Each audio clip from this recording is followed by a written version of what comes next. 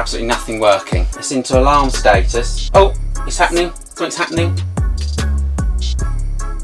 It's gone to alarm again.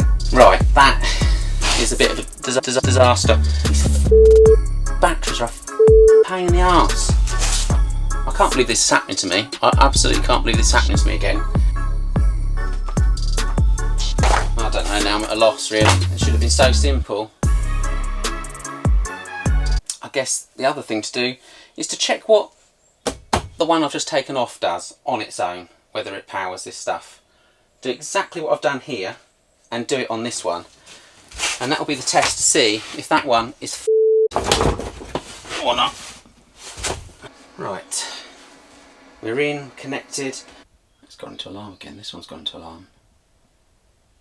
Okay, must be something I'm doing wrong. Well, they don't like running through that on their own, which makes it very difficult for me to sort the situation out.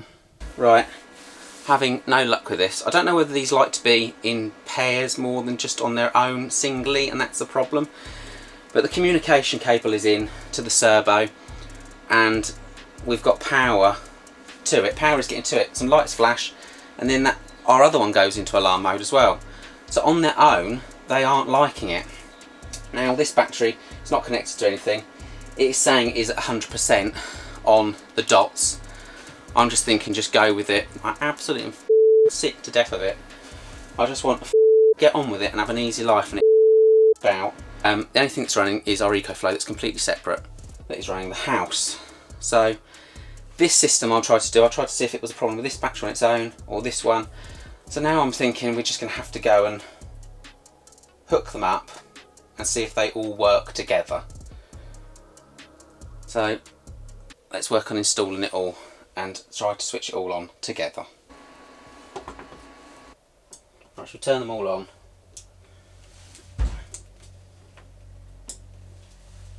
Right, red button on. They're all coming on. They're all communicating with each other.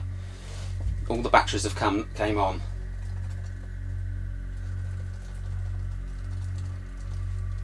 I'm saying it's 100% on this one.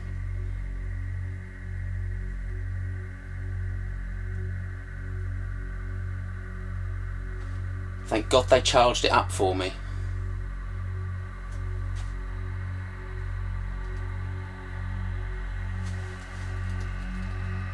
The screen's coming on, the servo jets now, so we've got some information. So why wouldn't it work on one battery? I thought that was broken. I thought they've sent me another the battery that's broken back. What a ball ache. Right, I've got to put an earthing cable on that one. Something I forgot to do. I'm going to do that now. What an absolute ball ache. What Pylontech I'd really like them to do, if this is going to become a thing of charging batteries individually for slowly under 5 amps for hours and hours and hours before you install them all together, they need to come up with a plug that goes into a normal wall socket where you can have, it comes with each battery and you can plug it in, and although it's quite a lot of power, we'll just do it, will be a slow charge, and it just gives that under 5 amp charge and does it slowly on its own, and it's clever enough to understand when it's fully charged and just stop. That would be brilliant. That would make this so much easier. This is going to be the problem with balancing. We need to be able to plug them in individually, otherwise it's just something that a workshop's got to do, is charge them up that much really, and then you need them delivered to you fully charged and get them installed pretty quick. That's my feelings on it anyway. Right, they're all working. We've given it 15 minutes. All the lights have now gone off really. All the lights that tell you how much were in them have gone off. They're at 100% and they're just saying that they are running. They're not running any load, they're not charging. We just left them idling and looks like they balanced out. Now, that could be myth. It could be partly true. If they're so far apart, they won't balance out. And every good myth, there's always a bit of truth. But anyway, they were 100%. Thank God that company charged that battery to 100% because I don't know why we can't run on one battery. You know, the inverter, yeah, might have been a problem, but why we couldn't turn things on to see what was going on with the one battery plugged in, I don't know. Someone might know. Does anyone know why that would be? I really don't know, but as long as it's working, it's all coming up on here, we should be fine. So I'll just show you what my screen's showing on here. 100%. Turn our inverter on. Lovely. So that's working. Give that a moment to have a little think.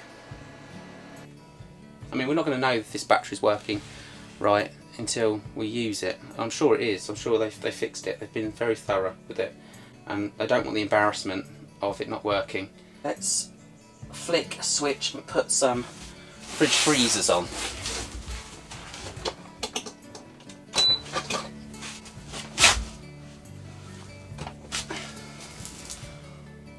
Now we're starting to use a bit of juice. We're starting to use 450 watts, 600 watts, and it's dropped.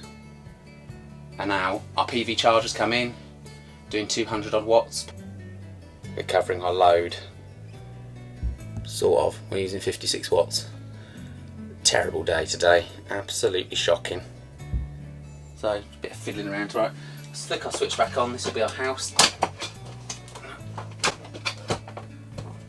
back into lights. It seems to be working fine now. The 6 has been working brilliantly. We've been going right down to 20% and back up and just finding no problems at all.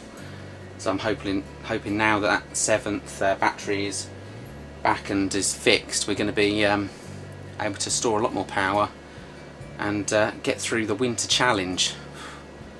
It's not looking good.